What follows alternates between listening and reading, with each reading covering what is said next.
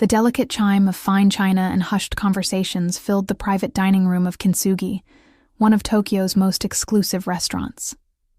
Hidden behind ornate screens and accessible only to those whose names opened doors most would never even know existed. I adjusted my crisp black uniform for the 100th time, my fingers trembling slightly as they smoothed over the fabric. 3 months into this job, and I still felt like an imposter. "May, table 7 needs more sake," Hiroshi, the head waiter, whispered as he passed, his voice betraying irritation I'd come to recognize.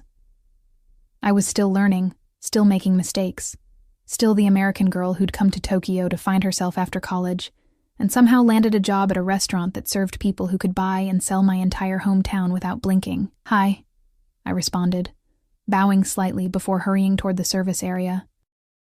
The weight of eyes followed me. I'd grown accustomed to the stares. My half-Japanese heritage made me exotic enough to be interesting, but foreign enough to be suspect. Not quite belonging anywhere was my perpetual state. Table 7 was in the far corner, shrouded in shadows cast by traditional paper screens. I'd been warned about this table when I started my shift. Important guests. Very important. The kind that made even Hiroshi's perpetually stern face tighten with anxiety. As I approached with the sake tray, I kept my eyes downcast as instructed. 3 men sat at the table, their suits midnight black and impeccably tailored. 2 faced the door, sentinels more than diners. The 3rd man had his back to me, but even seated, I could sense something commanding in the set of his shoulders. "Excuse me," I murmured softly in Japanese, bowing as I set down the sake. The conversation halted abruptly. In the silence, I caught the faint scent of something unexpected. Not the standard blend of expensive cologne and cigarettes that usually surrounded men like these, but something reminiscent of cedar and rain-soaked earth. I risked a glance upward. The man with his back to the door had turned slightly. He couldn't have been much older than 30.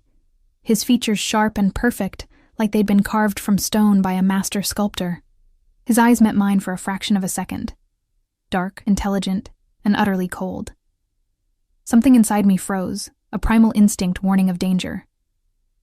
"Thank you," he said in English, his accent barely perceptible. "You're new." It wasn't a question. I nodded, unable to find my voice.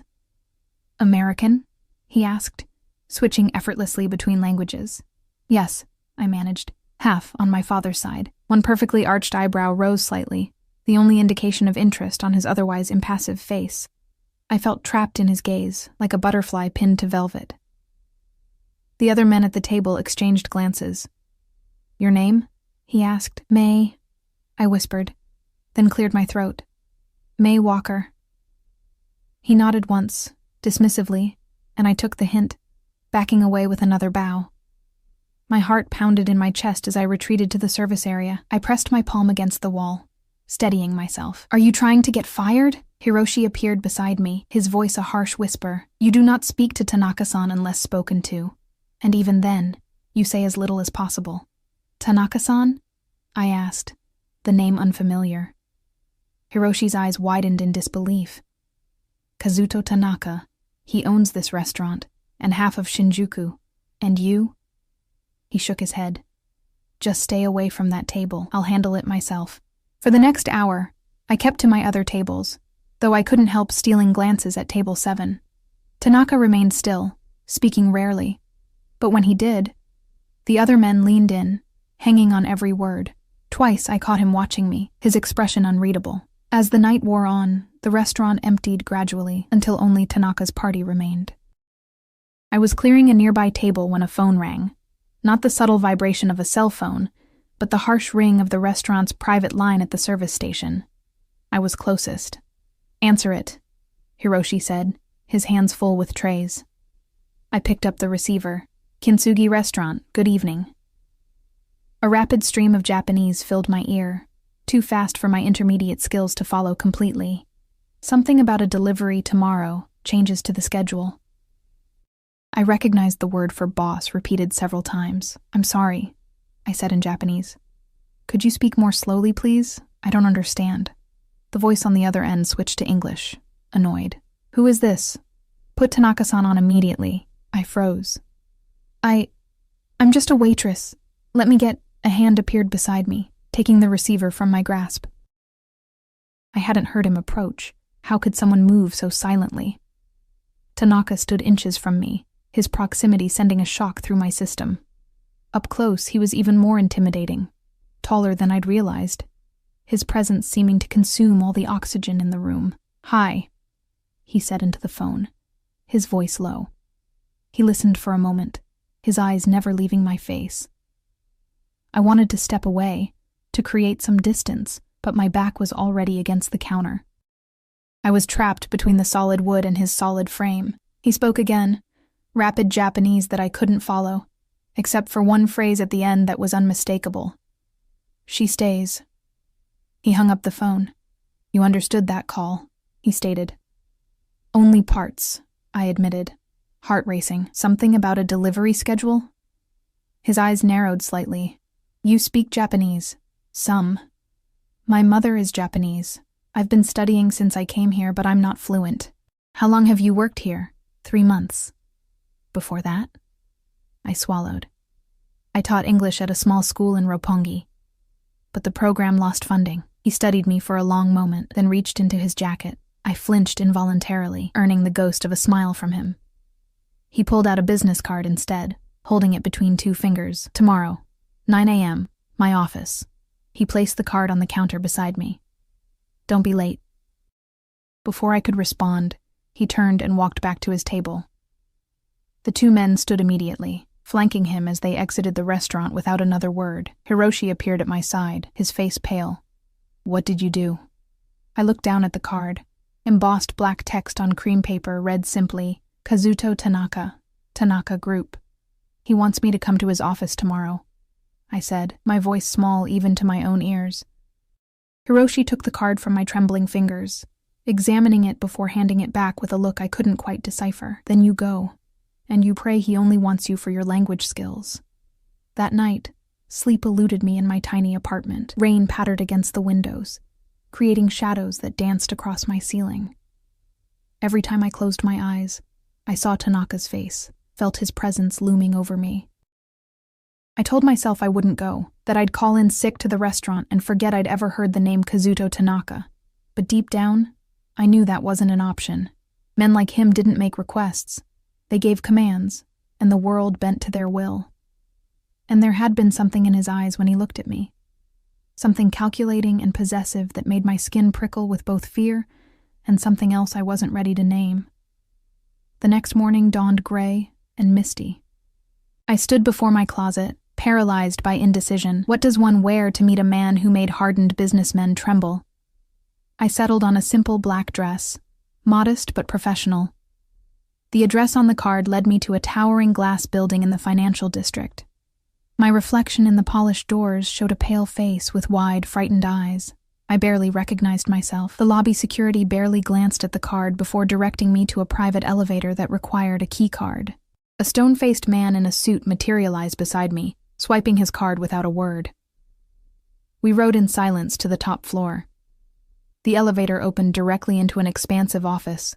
Floor-to-ceiling windows offered a panoramic view of Tokyo, the city shrouded in mist like something from a dream. Tanaka stood with his back to me, hands clasped behind him, gazing out at the skyline. "May Walker," he said without turning. "You're 3 minutes early."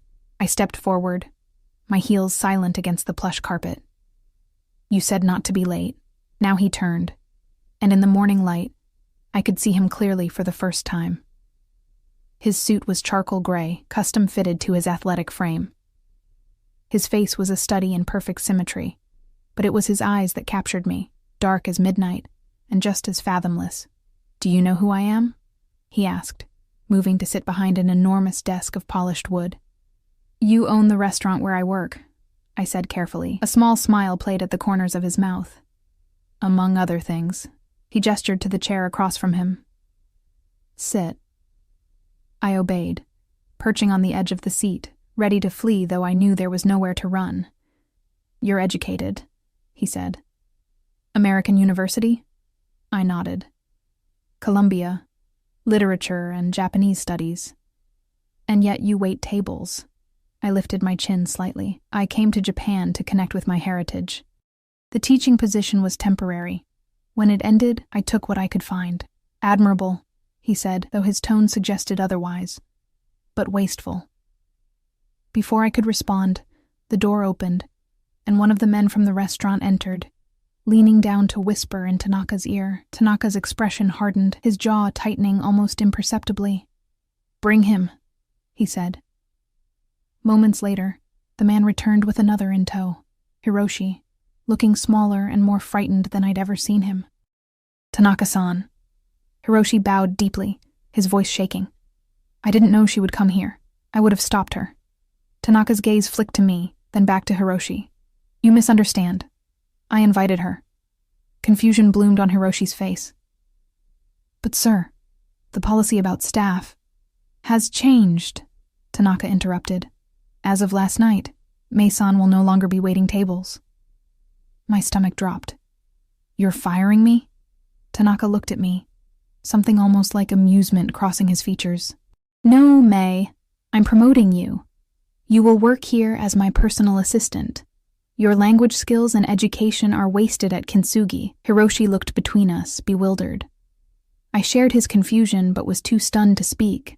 "That will be all," Tanaka said to Hiroshi, who bowed again and backed out of the room, shooting me one last perplexed glance. When the door closed, Tanaka leaned forward, placing his palms flat on the desk. "The position pays 5 times your current salary. You'll have an apartment in the building where I can reach you easily. Your responsibilities will include translating documents, accompanying me to meetings, and ensuring my schedule runs smoothly." "I don't understand," I finally managed. "Why me?" "Because you understood enough of that phone call to be dangerous," he said plainly. "And because I prefer to keep potential problems close." A chill ran through me. "I'm not a problem." "No," he agreed, his eyes traveling over my face in a way that made heat rise to my cheeks. "Not yet. But you could be." In that moment, I realized I stood at a crossroads. Walking away wasn't an option. That much was clear from the guards outside and Tanaka's casual display of power. But stepping forward meant entering a world I knew nothing about, bound to a man who radiated danger from every pore. "Do I have a choice?" I asked quietly. Tanaka stood, circling the desk until he was standing beside me. He reached out, his fingers grazing my cheek so lightly I might have imagined it. "We always have choices, Mei. Some are just more painful than others." His phone rang, breaking the tension. He answered with a curt word, listened, then spoke again in Japanese, too fast for me to follow, except for the final phrase, the same as the night before. "She stays." As he hung up, his eyes met mine, and in their dark depths, I saw something that sent shivers down my spine. Not just power or authority, but a possessive hunger that marked me as found when I didn't even know I'd been lost. My first week working for Kazuto Tanaka passed in a blur of luxurious disorientation. The apartment he provided was larger than any place I'd ever lived. A sleek, minimalist space on the 48th floor, with windows that made Tokyo look like a glittering toy city far below.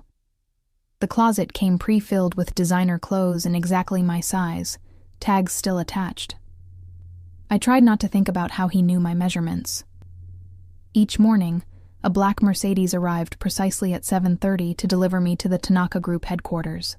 Each evening, it returned me home after hours of translating documents, sitting silently in meetings where men discussed figures in the millions as casually as ordering coffee, and learning to anticipate Tanaka's needs before he expressed them. He was exacting, demanding perfection in everything from the temperature of his tea to the formatting of his correspondence. But he was never cruel. At least not to me. I'd seen him reduce grown men to stammering apologies with just a look, watched as competitors were crushed with a single phone call.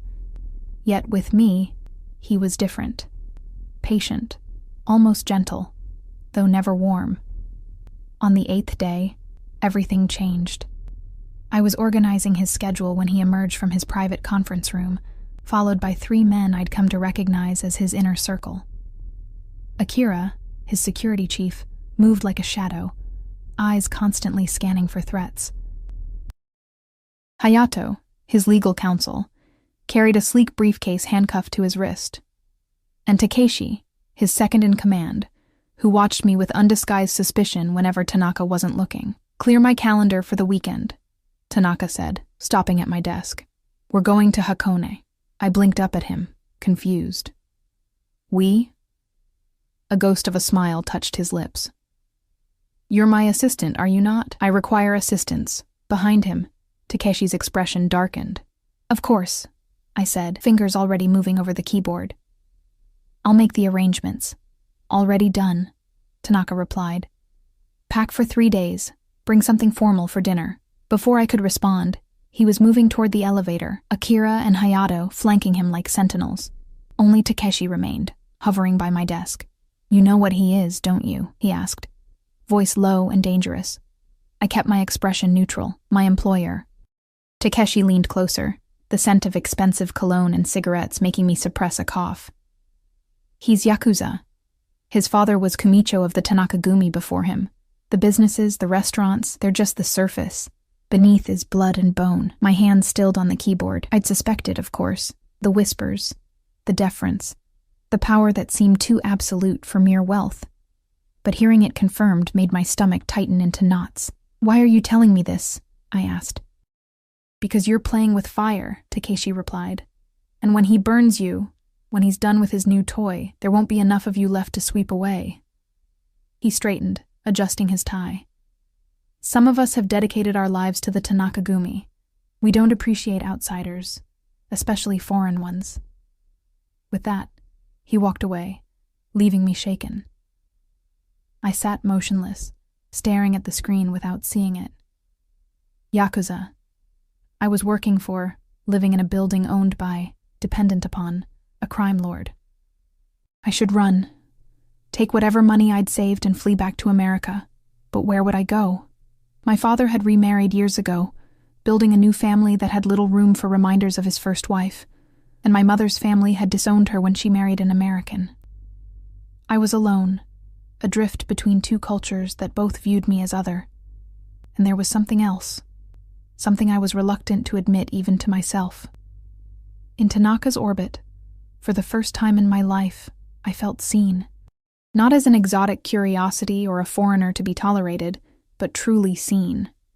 His dark eyes missed nothing, demanded everything, offered, what, protection, purpose, danger? All three, perhaps. The next morning, the car came earlier than usual. The driver, Sato, a mountain of a man who rarely spoke, held the door as I slid into the back seat. To my surprise, Tanaka was already inside, reading something on his tablet. "Good morning," I said, fastening my seatbelt, acutely aware of his proximity in the confined space. He looked up, his eyes moving over my face with that same intense scrutiny that always made my pulse quicken. "You're troubled." It wasn't a question. Somehow he always knew. "No, The lie died on my lips at his raised eyebrow. "Takeshi spoke to me yesterday." Something dangerous flashed across Tanaka's face. "What did he say?"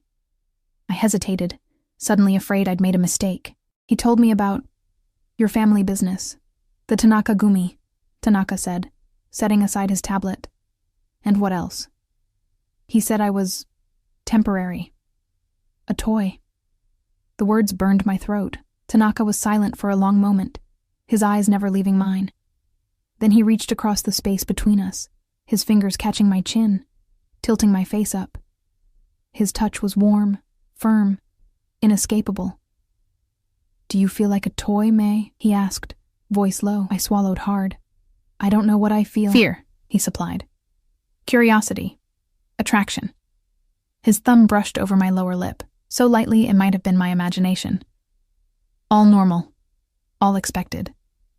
"Is he right?" I whispered. "Am I temporary?"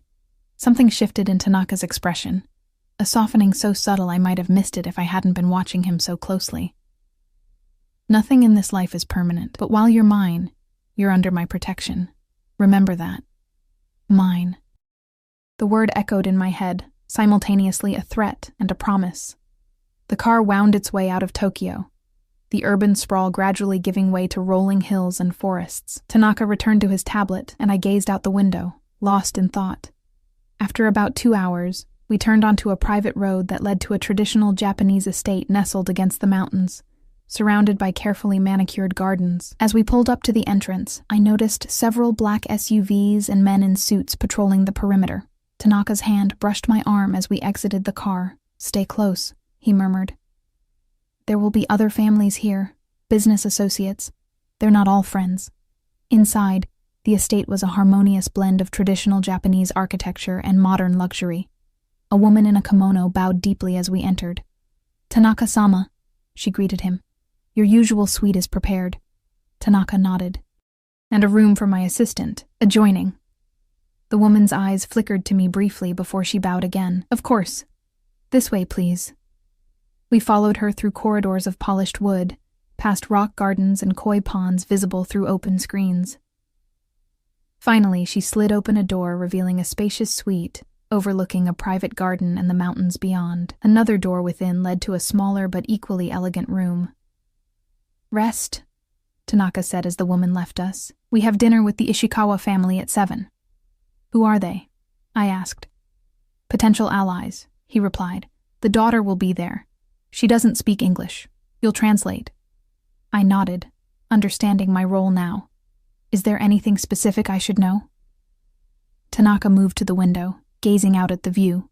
"They control shipping routes we need. The daughter studied in London. She'll be more comfortable with you than with our usual translators. And less suspicious," I added, the pieces falling into place.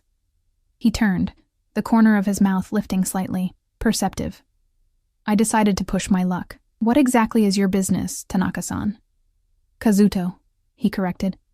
"When we're alone, you call me Kazuto." The intimacy of it startled me. "Kazuto," I repeated, the name foreign on my tongue. "My business is influence," he said after a moment. "Some acquired through legitimate means, some not. All necessary." It wasn't really an answer, but I knew it was all I would get for now.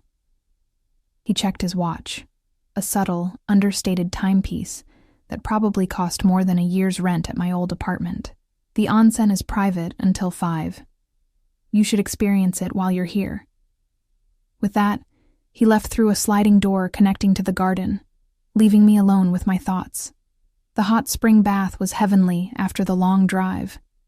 I sank into the steaming water, letting it envelop me up to my shoulders. The outdoor bath was surrounded by rocks and bamboo, offering privacy while still providing a view of the mountains. Steam rose around me, carrying the mineral scent of the volcanic waters. I closed my eyes, trying to center myself. In just over a week, my entire life had transformed. I was bathing in a luxury onsen, preparing to help a Yakuza boss negotiate a business deal. I should be terrified. And part of me was. But another part, a part I barely recognized, was thrumming with an energy that felt dangerously close to excitement. A sound made my eyes snap open. Tanaka stood at the edge of the bath, wearing only a yukata loosely tied at the waist. I instinctively sank deeper into the water, though it did little to preserve my modesty. I thought you said it was private until 5, I stammered. "It is," he replied, slipping off the robe. "Private to us." I averted my eyes as he entered the water, but not before catching a glimpse of toned muscle and intricate tattoos that covered much of his torso and arms, a dragon coiled around his right arm, cherry blossoms and waves across his chest, traditional symbols of the Yakuza. He settled across from me, the water reaching mid-chest on his frame. An uncomfortable silence stretched between us. "Your tattoos," I finally said, eyes fixed firmly on the water's surface. "They're beautiful." "Irizumi," he corrected. "Traditional hand-poked method. Each one took hundreds of hours." "Do they mean something?" He was quiet for so long I thought he wouldn't answer. "Everything means something, May. The dragon is power. The cherry blossoms. The beauty and brevity of life." His voice dropped lower. "The waves. The unstoppable force of change." I risked looking up then. His wet hair hung loose around his face, softening his usually severe features. Steam curled around us, creating an otherworldly atmosphere where the normal rules seemed suspended. "Why am I really here?" I asked, the question that had been burning inside me since he'd appeared at my desk the day before. Tanaka's eyes held mine. "Because I want you to be. That's not an answer. It's the only one that matters. He moved through the water toward me, each movement deliberate, predatory. You fascinate me. The American girl with Japanese eyes. Too honest for her own good. Too brave to run when she should. He stopped just short of touching me, close enough that I could feel the heat radiating from his body, separate from the warmth of the bath. I've watched you, May. You observe. You listen. You understand more than you say. Is that why you hired me? To observe me? I hired you because you were wasted serving drinks to men unworthy of your attention. His hand emerged from the water, droplets running down his arm as he traced a finger along my collarbone. I keep you because I've never met anyone like you. My breath caught in my throat. His touch left a trail of fire across my skin that had nothing to do with the hot spring. Tanaka-sama. The voice came from the garden path. Tanaka withdrew his hand but didn't move away. What is it? He called, eyes still fixed on mine. Ishikawa-san has arrived early. He requests a meeting before dinner. Tanaka's jaw tightened almost imperceptibly. Tell him I'll join him shortly. Hi, Tanaka-sama. When the footsteps receded, Tanaka finally moved back. We'll continue this conversation later. He rose from the bath in one fluid motion, water streaming off his tattooed body. This time, I couldn't look away. He didn't reach for his yukata immediately, standing unabashed as my eyes traveled over the artwork etched into his skin. Only when my gaze returned to his face did he smile. A predator's smile, satisfied and hungry all at once. Dinner is in 2 hours, he said. Wear the red dress. With that, he wrapped himself in the robe and disappeared down the garden path, leaving me breathless and confused, and more certain than ever that I was venturing into dangerous territory. I found the red dress hanging in the closet of my room, along with several other evening gowns I hadn't packed. This one was simple but elegant, crimson silk that clung in all the right places, with a modest neckline but a daring slit up one side. I wondered if Tanaka had selected it himself or delegated the task. Either possibility left me unsettled. As I applied makeup, I caught sight of myself in the mirror and barely recognized the woman staring back. She looked polished, confident, belonging in the world of luxury and power I'd stumbled into. But her eyes, my eyes, held a wariness that couldn't be concealed with cosmetics. A gentle knock at my door announced the arrival of one of the attendants, who guided me through the estate to a private dining room. Tanaka was already there, deep in conversation with an older Japanese man, Ishikawa presumably. Beside them sat a young woman about my age, her expression carefully neutral. Tanaka looked up as I entered, his conversation halting mid-sentence. Something flashed in his eyes as they traveled over me, something possessive and approving that made heat rise to my cheeks. He extended a hand, beckoning me forward. May, he said, meet Ishikawa Haruto and his daughter Yuki. I bowed respectfully, first to the father, then to the daughter. It's an honor to meet you both. Yuki's eyes widened slightly at my Japanese. She smiled, a genuine expression that transformed her serious face. The honor is mine, she replied in Japanese. It's so refreshing to meet another woman here.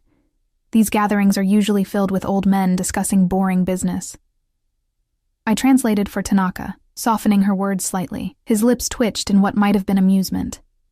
Tell her I hope we prove less boring, he said. As dinner progressed, I fell into the rhythm of translation, moving between languages as needed. Yuki was indeed more forthcoming with me than with the men, sharing details about her life in London, her father's business.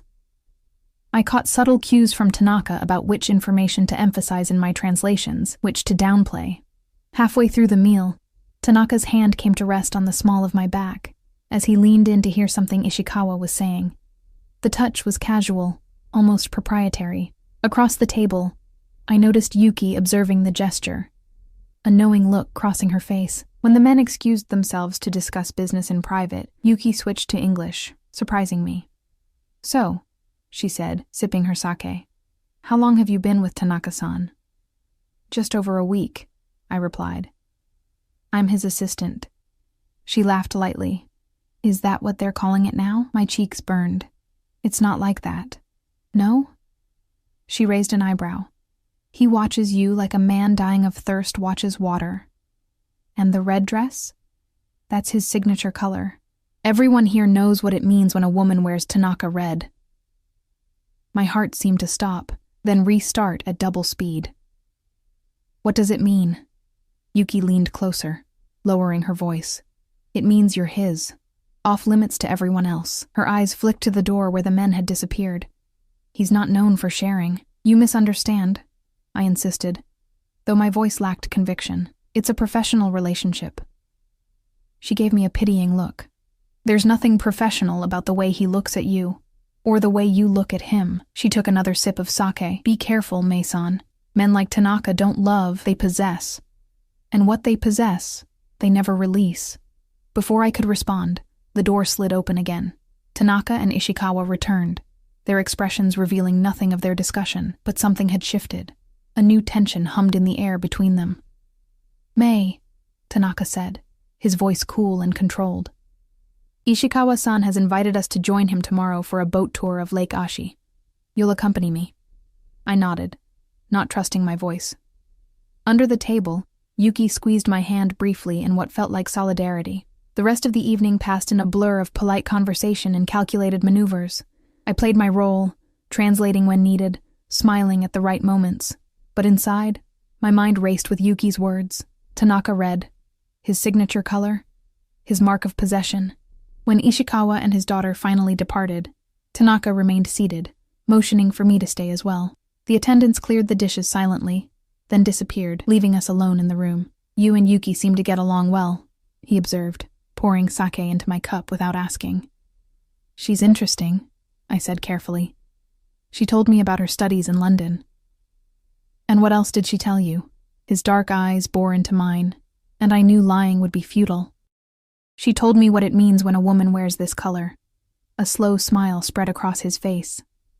And what did you say? I told her she was mistaken, that our relationship is professional. Is it? He stood in one fluid motion, circling behind me. His hands came to rest on my shoulders, thumbs tracing small circles at the base of my neck. Is that all you want it to be? My breath hitched as his touch sent electric currents down my spine. I don't know what I want, don't you? His voice was a low rumble near my ear.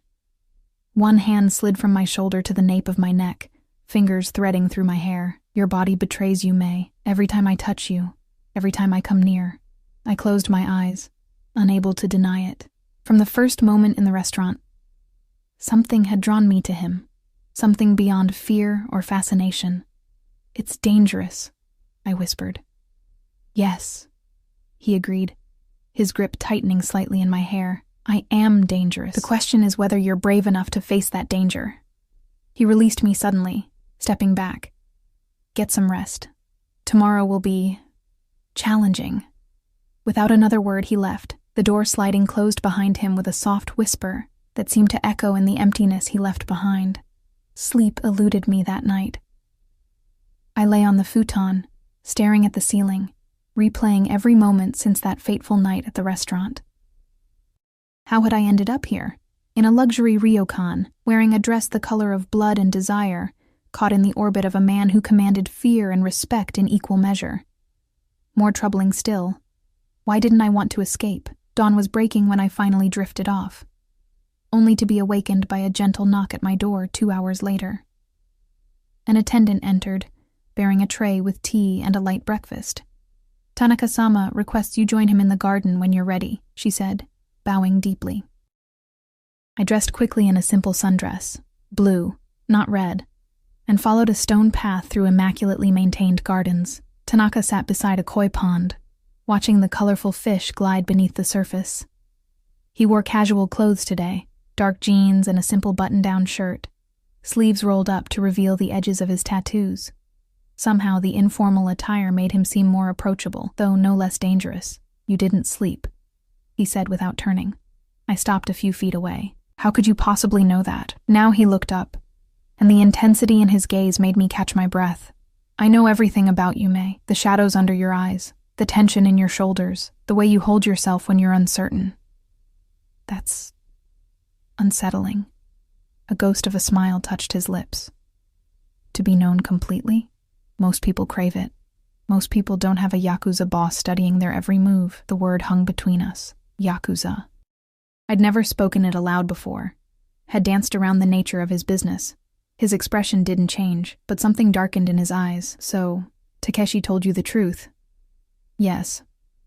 He sighed, gesturing for me to sit beside him on the stone bench. I hesitated, then complied, leaving a careful distance between us. My father was old-school Yakuza, he said, returning his gaze to the fish. Protection rackets, gambling, prostitution, violence as a first resort, not a last one. He spoke matter-of-factly, without emotion. He believed in tradition above all else, including the tradition that says gaijin are never to be trusted. I remained silent, sensing there was more to come. When I took over after his death, I began steering the Tanaka Gumi in a new direction. Legitimate businesses, international connections, violence only when necessary. His jaw tightened. Not everyone approved. Ishikawa was one of my father's closest allies. He sees my changes as weakness. Is that why we're here? To prove him wrong? Tanaka's eyes met mine. We're here because he controls shipping routes I need, and because his daughter studied international finance. She's progressive, like you. She'll influence him. So I'm a tool, I said, unable to keep the hurt from my voice, to get to Yuki. In a flash, his hand shot out, gripping my wrist. Not painfully, but firmly enough that I couldn't pull away. You are many things, May Walker. A tool is not one of them. The intensity in his voice made me shiver. Then what am I? His grip softened, thumb brushing over my pulse point.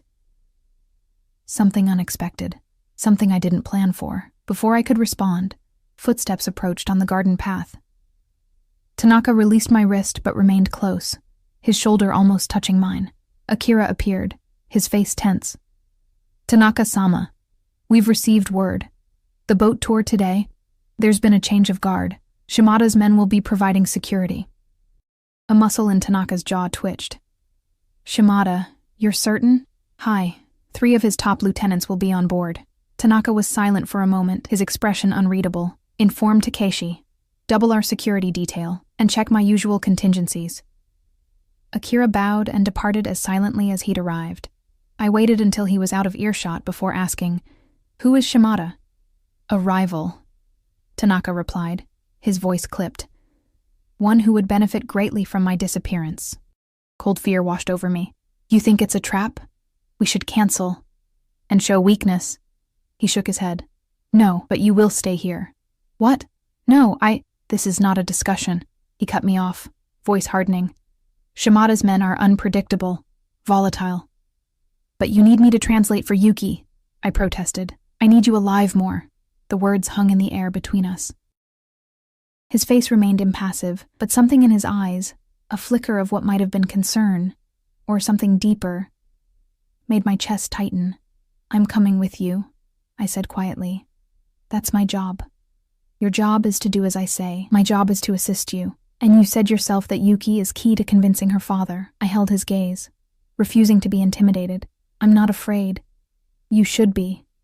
But I could see him wavering. I'll stay by your side the entire time, I promised. At the first sign of trouble, I'll do exactly as you say. Tanaka studied me for a long moment, then sighed, a sound of equal parts frustration and resignation. If you're determined to put yourself in danger, at least wear this.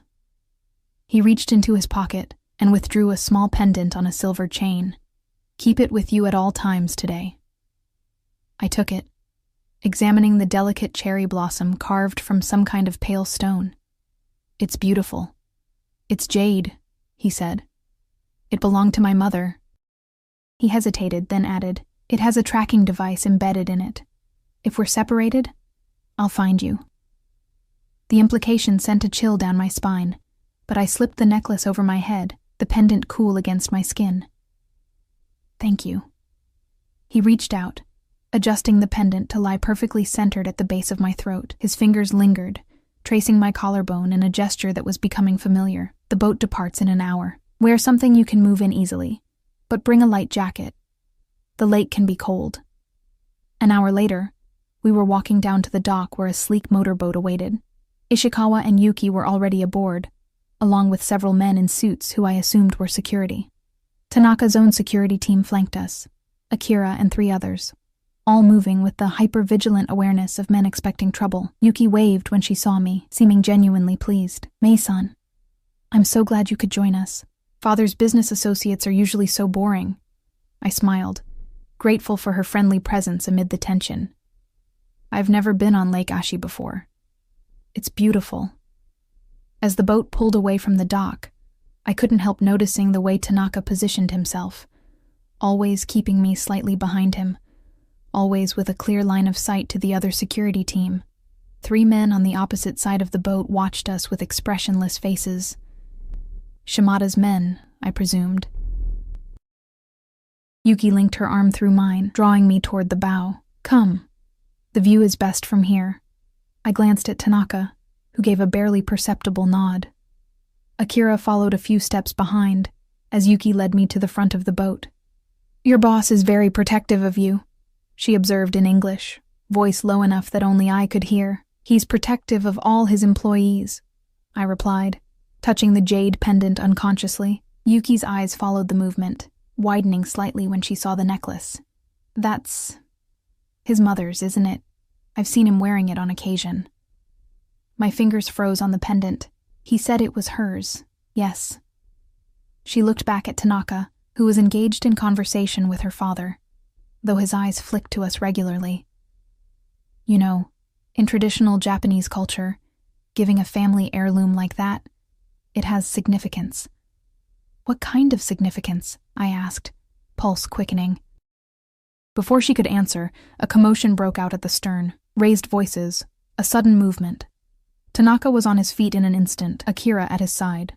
One of Shimada's men had his hand inside his jacket. Everything happened so fast. Tanaka pushed Ishikawa down, shielding him with his body.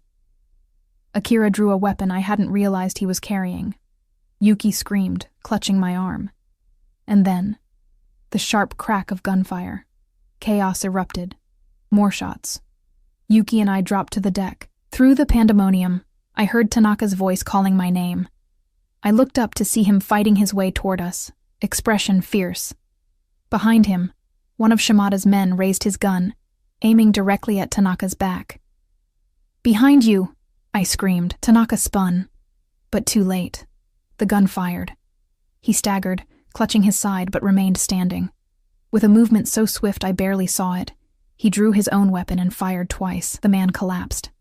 Akira reached us, pulling Yuki and me to our feet. "This way," he ordered, pushing us toward a small cabin. "Stay inside. Lock the door." "Tanaka," I gasped, trying to see through the mayhem. "He's hurt." "Go!" Akira shouted, shoving us into the cabin and slamming the door. Yuki was sobbing, her entire body shaking. I locked the door as instructed, then guided her to sit on a bench. "It's going to be all right," I said, hoping I wasn't lying. "Breathe, Yuki." More gunshots sounded outside, then shouts. I moved to the small window, trying to see what was happening. The boat was circling back toward shore, but the fighting continued on deck. I caught glimpses of Tanaka, still on his feet despite the blood staining his shirt, moving with lethal precision. I clutched the jade pendant, its edges digging into my palm. This was the world I'd entered, a world of blood and violence, of power struggles played out with bullets rather than boardroom negotiations. I should be terrified, desperate to escape. Instead, I felt a strange calm settle over me, a clarity I'd never experienced before. When the boat finally docked, an eerie silence had fallen. The door to our cabin opened, revealing Akira, his suit torn and bloodied but his expression as impassive as ever. "It's over," he said simply. "Come." I helped Yuki to her feet, her face pale and tear-streaked. "My father?" she whispered. "Unharmed," Akira assured her. Tanaka-sama protected him. We emerged onto the deck. 4 bodies lay covered with jackets. Ishikawa sat on a bench, looking shaken but uninjured, and Tanaka. He stood at the bow, one hand pressed to his side, staring out at the lake as if nothing had happened. When he heard us, he turned. His eyes found mine immediately, relief washing over his features before the mask of control returned. "Take Ishikawa-san and his daughter back to the ryokan," he ordered Akira. "Ensure they're comfortable. Double the security on their rooms." "And you, sir?" Akira asked. I'll follow shortly. First, I need to speak with May. Akira hesitated, then nodded, guiding Yuki and her father off the boat. Tanaka's remaining security team moved discreetly to the dock, leaving us alone on the blood-spattered deck. I approached him slowly. You're hurt. It's nothing. A graze.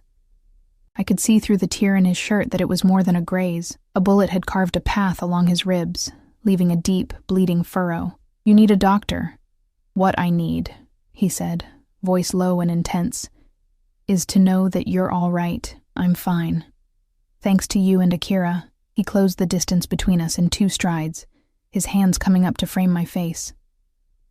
When the shooting started and I couldn't reach you.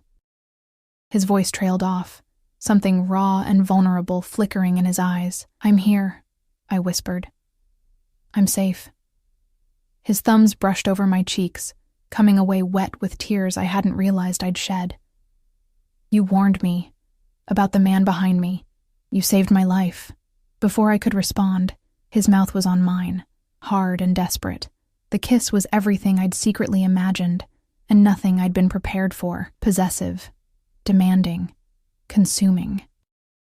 I responded without thinking, my hands clutching at his shoulders, heedless of the blood. When we finally broke apart, both breathing hard, he rested his forehead against mine. I shouldn't have brought you here. I put you in danger. I chose to come, I reminded him. I'm not a child, Kazuto. I make my own decisions. Something darkened in his eyes at the sound of his name. And what decision are you making now, May Walker? Now that you've seen the truth of my world?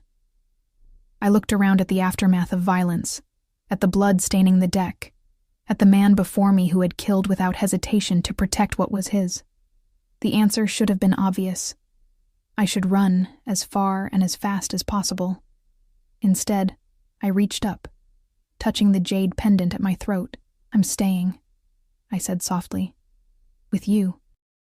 His expression transformed, hunger and relief, and something I couldn't name washing over his features. He pulled me against him, his embrace tight enough to hurt, his face buried in my hair. Mine, he whispered, the word vibrating through me like a vow. You're mine now. And in that moment, standing on a boat where men had died minutes before, I knew with absolute certainty that I had crossed a line from which there would be no return. The aftermath of the lake attack unfolded with ruthless efficiency. We returned to the ryokan where a doctor, evidently on Tanaka's payroll, was waiting to treat his wound. I sat in the corner of the room, watching as the bullet graze was cleaned, stitched, and bandaged, Tanaka's face betraying no pain throughout the process. Police came and went, their questions met with a carefully constructed story about a rival business group and unfortunate escalation. Money changed hands. Reports were altered. By evening, the official narrative had been established. A terrible boating accident, mechanical failure, tragic deaths. I observed it all with strange detachment, as if watching a film rather than living through its events.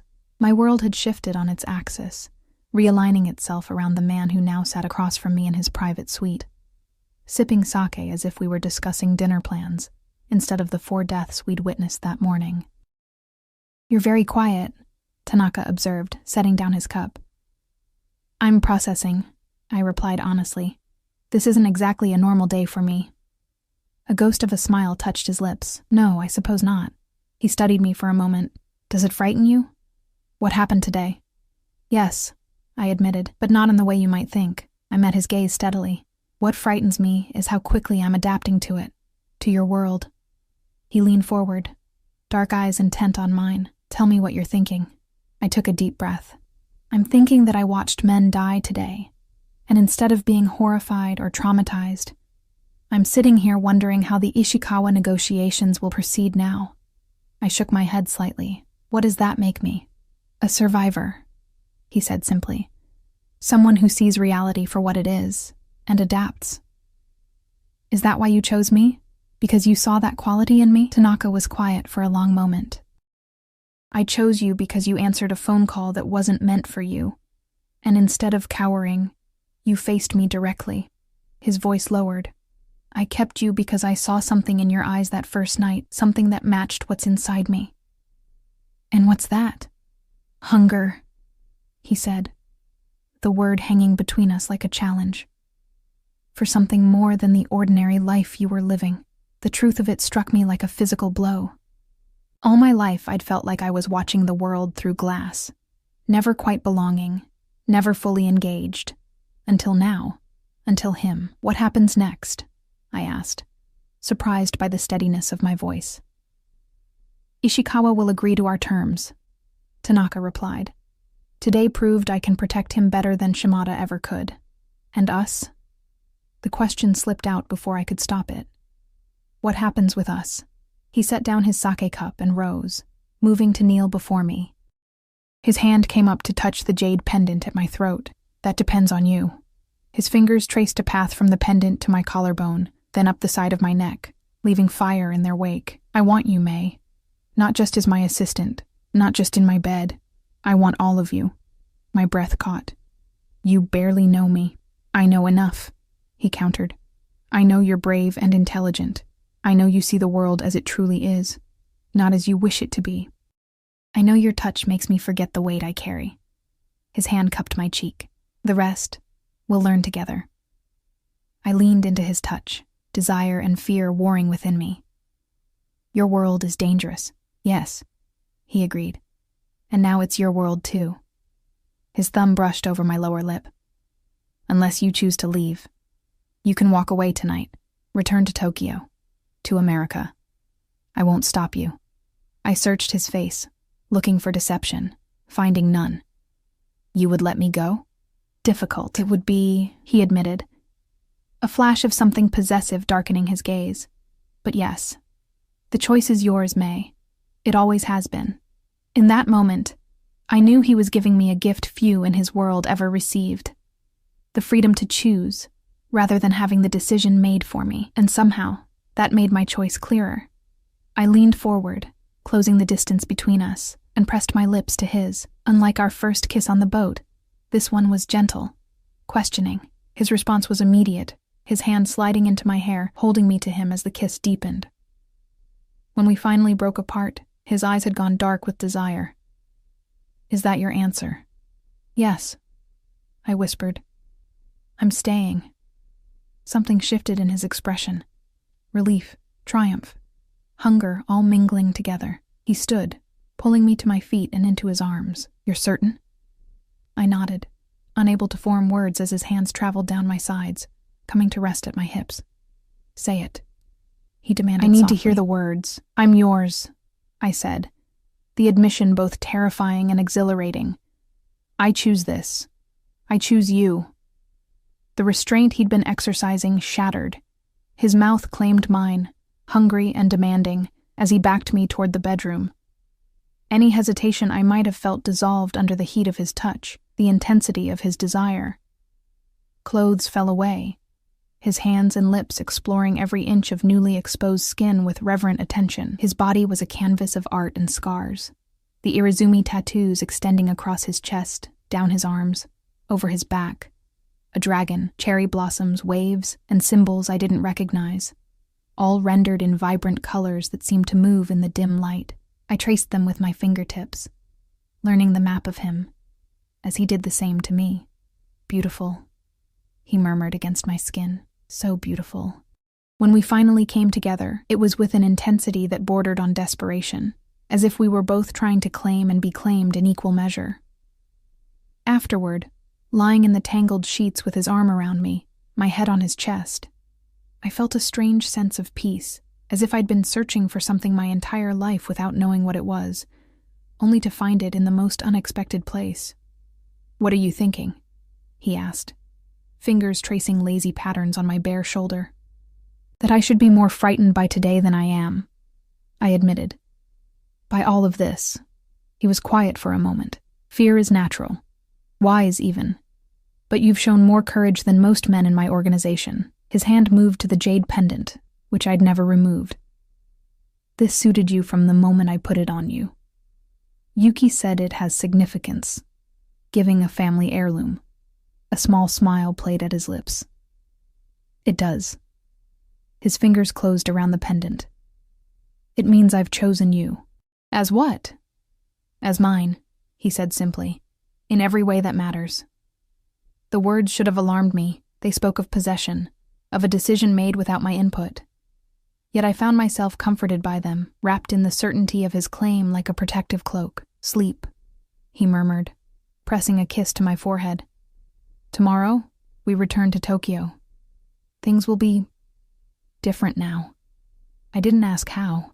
Instead, I let sleep claim me, safe in the arms of a dangerous man who had somehow become my sanctuary. The journey back to Tokyo the next day was tense but uneventful.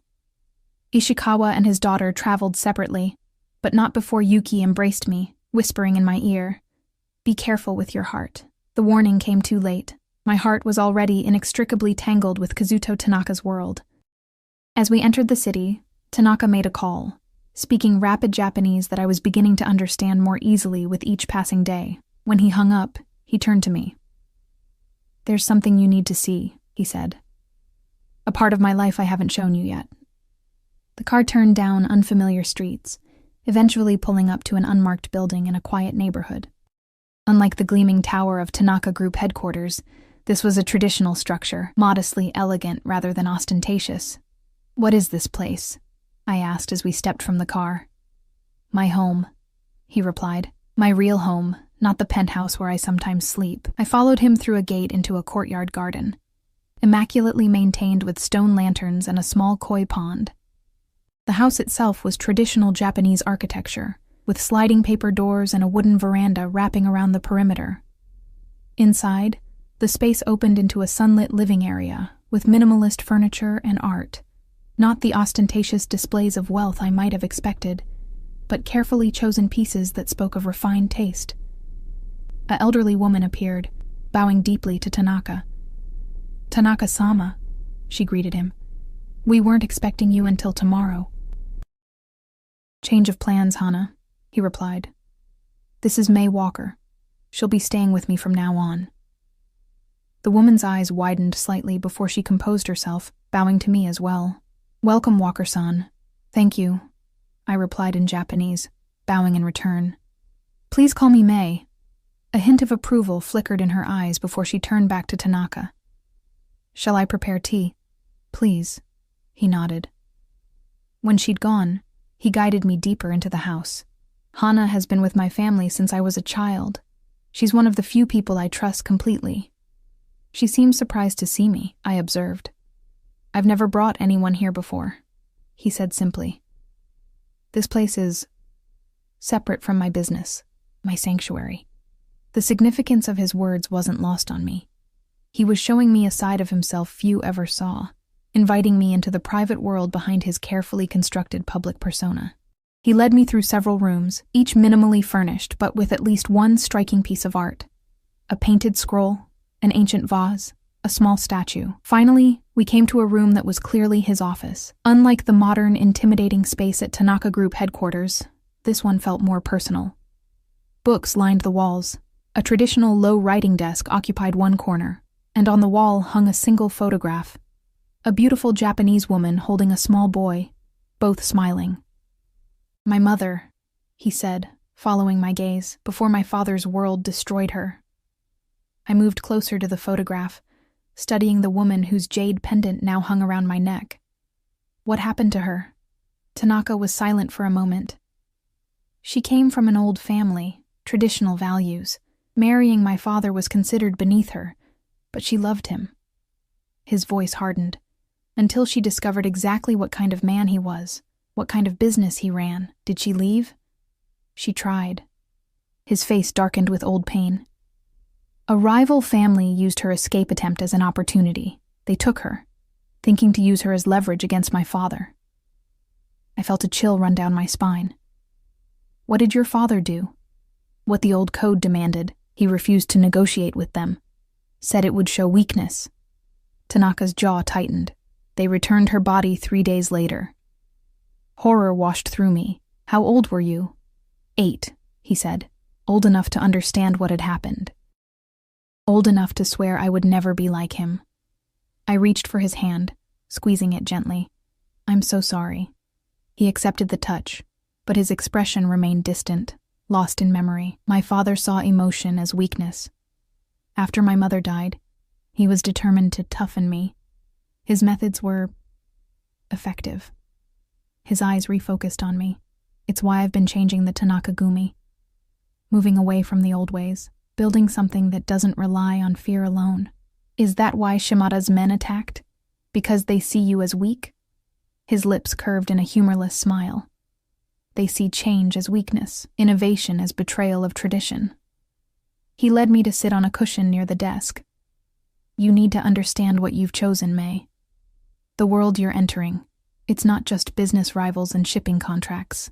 There are men who want me dead simply because I believe there's a better way to build power than through bloodshed. Like your mother believed, I said softly. Something flickered in his eyes, surprise, then a deep, painful recognition. Yes, he agreed, like my mother. Hana appeared with a tea tray, setting it carefully between us before withdrawing silently. Tanaka prepared the tea with practiced movements, the ritual seeming to center him. There's something else you should see, he said after we'd drunk our tea in contemplative silence. Something that might help you understand. He led me to another room, this one clearly more private. A futon laid on a slightly raised platform. A wardrobe of dark wood stood against one wall. And on another wall, a shrine, a small altar with candles, incense, and another photograph of his mother, this one showing her alone, smiling serenely at the camera. Tanaka knelt before the shrine, lighting an incense stick with practiced movements. I knelt beside him, watching as he closed his eyes briefly, his lips moving in what might have been a prayer. I come here every day, he said quietly, to remember why I do what I do. Why I'm changing the Tanaka-gumi, even when it puts a target on my back. For her, I said, and for myself, he added. I saw what my father's way did to him. It hollowed him out until there was nothing left but coldness and calculation. He turned to me, his eyes intense. I don't want that life, May. I never have. I reached for his hand again. What do you want? He laced his fingers through mine. Power, yes. Security. But also, he seemed to struggle for the words. Connection. Something real. Someone who sees me. Not just the kumicho of the Tanaka-gumi. I see you, I whispered. His free hand came up to cut my cheek. Yes, he agreed. You do. From that first night, it's why I couldn't let you go. He leaned forward, kissing me with a gentleness I hadn't experienced from him before. Not the desperate passion of the boat, or the possessive claiming of the night before, but something almost reverent. When we separated, he rested his forehead against mine. Stay with me, he said softly. Here, in my home. Not just as my assistant or my lover, but as my partner. Partner in what? In everything, he replied. My business, my life, my future. His thumb traced my cheekbone. The path I've chosen isn't easy, May. Changing the Tanaka-gumi means making enemies, powerful ones, but with you beside me. He didn't finish the sentence, but he didn't need to. I understood what he was offering, not just protection or passion, but purpose, a chance to be part of something meaningful, to help transform a world built on violence into something sustainable. And more than that, the chance to be truly seen, truly known, by someone who understood the parts of me I was only beginning to recognize myself. Yes, I said simply. I'll stay. The tension seemed to drain from his body, as if he'd been holding his breath, uncertain of my answer despite everything that had passed between us.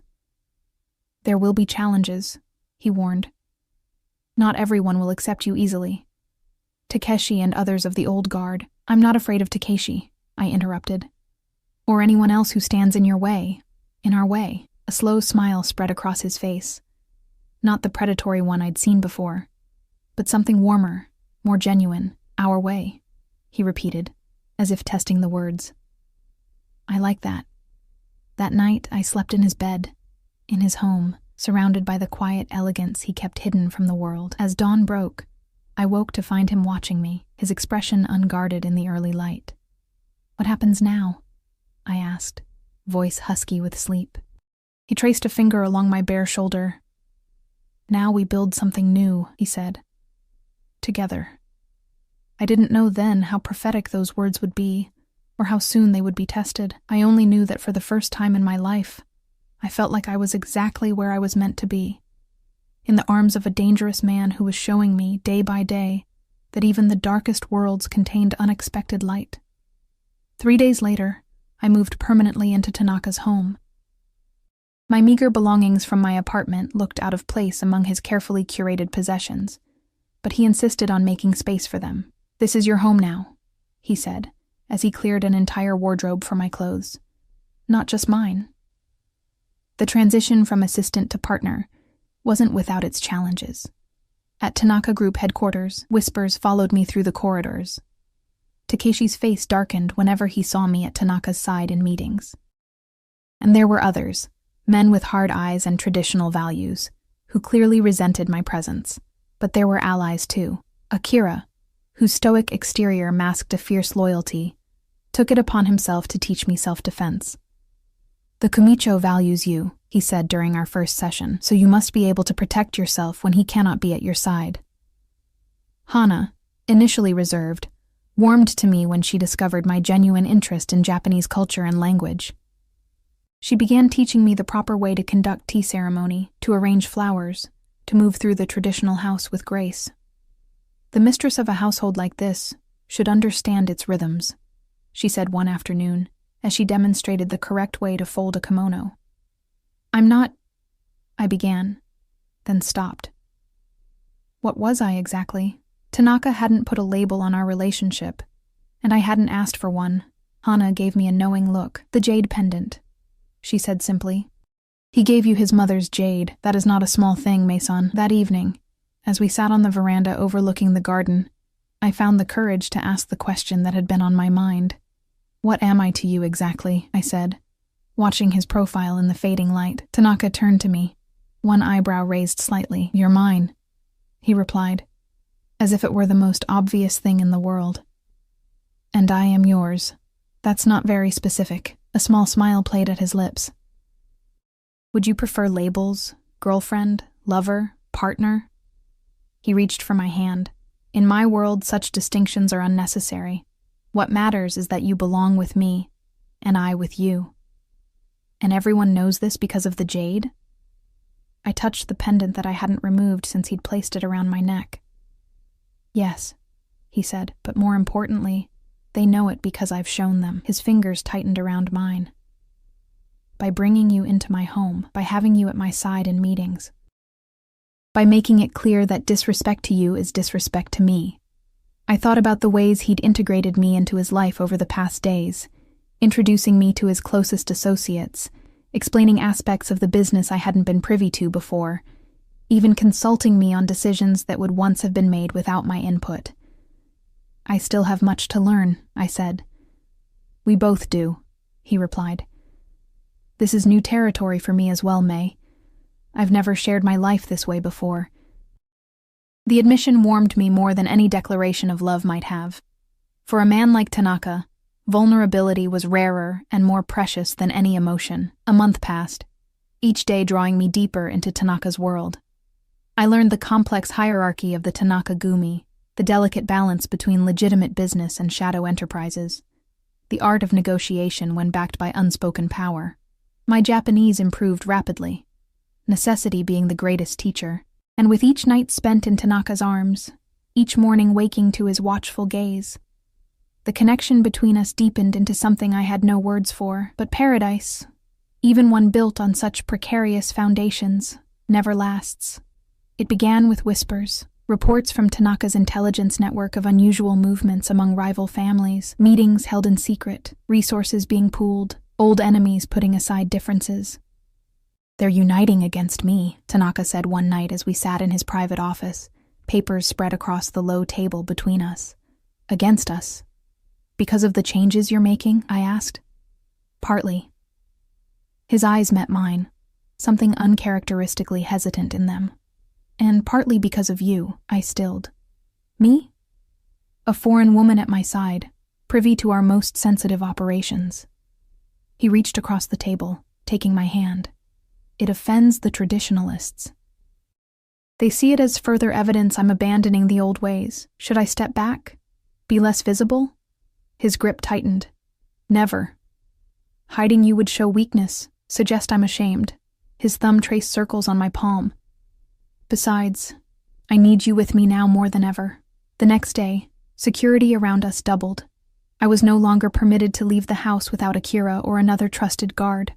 Tanaka's meetings increased, often running late into the night. The strain showed in the tension of his shoulders, the sharpness of his movements. 3 nights later, I woke alone in bed, the sheets beside me cold. Finding Tanaka's study empty, I wandered through the silent house until soft voices drew me to the garden. Through the paper doors, I could see Tanaka and Takeshi in heated discussion beside the koi pond. "Cannot trust her," Takeshi was saying, his voice urgent. "She's only been with us a month." "I trust her with my life," Tanaka replied, voice hard as steel. "That should be enough for you. The other families are using her as justification. They say you've become weak, distracted by a foreign woman. The alliance they're building, I'm aware of the alliance." Tanaka cut him off. "And I have a plan to deal with it." "A plan that involves her?" Takeshi's voice dripped with skepticism. "May stays," Tanaka said, the familiar phrase sending a shiver down my spine. "That's final." I retreated before they could discover me eavesdropping, heart pounding. Was I putting Tanaka in danger simply by being with him? Were my selfish desires for belonging, for connection, undermining everything he'd worked for? The next morning, Tanaka announced we would attend a gala, a charity event hosted by one of Tokyo's most influential business leaders. "Many of the rival families will be there," he explained as Hana helped me into a formal kimono of deep red silk. Tanaka read, "It's an opportunity to assess the situation, and to show them you're not hiding me away," I added. A ghost of a smile touched his lips. "Precisely." The gala was held in a historic hotel, the ballroom transformed with cherry blossoms and lanterns. As we entered, I felt the weight of eyes upon us, some curious, some hostile. Tanaka's hand rested at the small of my back, guiding me through the crowd, his touch both possessive and protective. "Tanaka-san," a voice called. We turned to see Ishikawa approaching, Yuki at his side. Since the lake incident, our relationship with them had strengthened considerably. Ishikawa bowed respectfully. "And Mei-san, you look beautiful tonight." "Thank you," I replied in Japanese, bowing in return. "It's good to see you both." Yuki embraced me, whispering in my ear, "Be careful. Something's happening tonight. There's tension in the air." Before I could ask what she meant, a commotion near the entrance drew our attention. A group of men had arrived, their demeanor commanding immediate respect. At their center stood an older Japanese man, his hair silver, his bearing regal. "Shimada," Tanaka murmured, his body tensing beside me. I didn't expect him to be bold enough to attend. "The man who tried to have you killed?" I whispered, fighting the urge to step closer to Tanaka. "The same." His eyes scanned the room, and not alone. "Matsuda is here too, and Nakamura." His jaw tightened. The alliance, in the flesh. Throughout the evening, I felt the undercurrents of power flowing through the room. Tanaka moved among the guests with practiced ease, but I could sense his hypervigilance, the calculation behind each conversation. Twice, I caught Shimada watching us, his expression unreadable. I was returning from the ladies' room when a hand gripped my elbow, pulling me into a secluded alcove. I found myself face to face with Takeshi, his eyes hard. "You need to leave him," he said without preamble. I tried to pull away, but his grip was firm. "Let go of me." "Listen," he hissed. "Tanaka-sama is in danger. They're planning to move against him, all of them together. But they might hesitate if you were gone." "If I were gone, they'd see it as weakness," I countered, as him bending to their will. Takeshi's expression darkened. "Better that than dead. They won't stop with him. Anyone close to him will be targeted, including you." A chill ran through me. "Why are you telling me this? Because despite what you think, I'm loyal to him." His grip loosened slightly. "I've served the Tanaka family for 20 years. I don't want to see the line end with him." "Then help him fight," I said, instead of telling me to abandon him. Something like respect flickered in his eyes. "You love him," he said. Not a question, but a realization. The words struck me with the force of truth. I did love Kazuto Tanaka, loved him with a depth that terrified me, that defied logic and self-preservation. Yes, I admitted. Takeshi released me, stepping back. Then we have that in common, at least. Loyalty to him, above all else. Before I could respond, a commotion erupted in the main ballroom. Raised voices, the sound of breaking glass. Takeshi cursed under his breath, pushing past me toward the noise. I followed quickly, heart racing. The scene that greeted me was chaos. Tanaka and Shimada standing feet apart, tension radiating between them. Akira and the other bodyguards had formed a protective circle around Tanaka, hands inside their jackets where I knew weapons were concealed. "You dishonor all of us," Shimada was saying, his voice carrying across the suddenly silent room. "With your Western ideas, your foreign whore." Tanaka's expression remained impassive, but I saw the deadly anger in his eyes. "Careful, old man," he said softly. "Even your status won't protect you if you speak of her that way again." Shimada smiled, the expression never reaching his eyes. "The young dragon shows his teeth. But you forget your place, Tanaka. You forget our ways."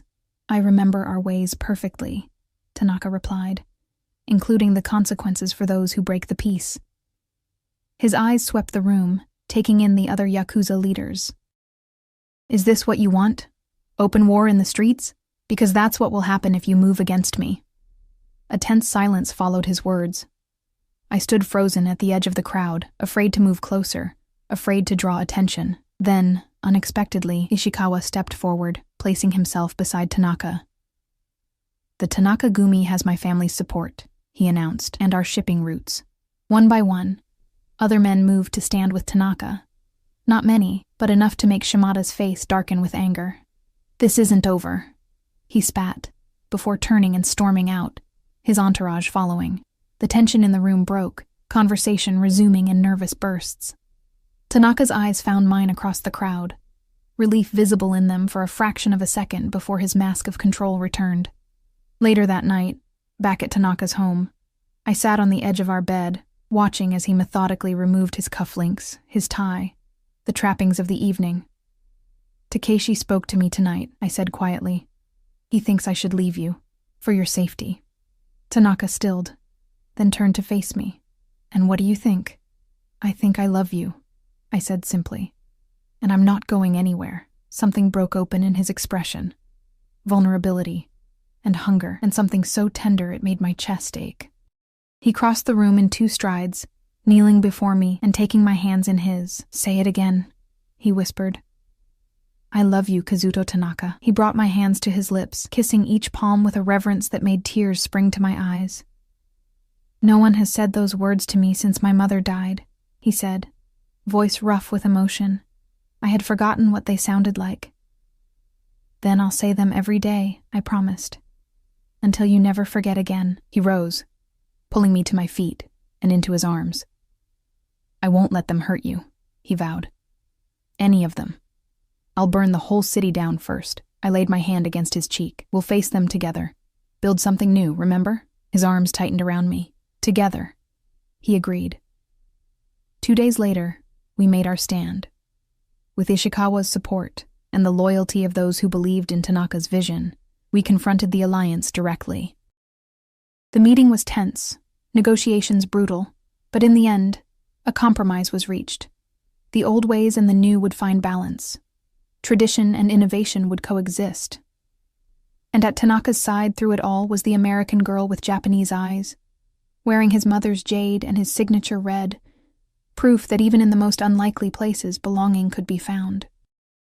6 months later, in a private ceremony attended only by our closest allies, I became Mei Tanaka, binding my fate irrevocably to his. The shy waitress who answered a call beside the Japanese Mafia boss was gone, replaced by a woman who had found her strength in the arms of a dangerous man. "She stays," he had said that first night, and I did.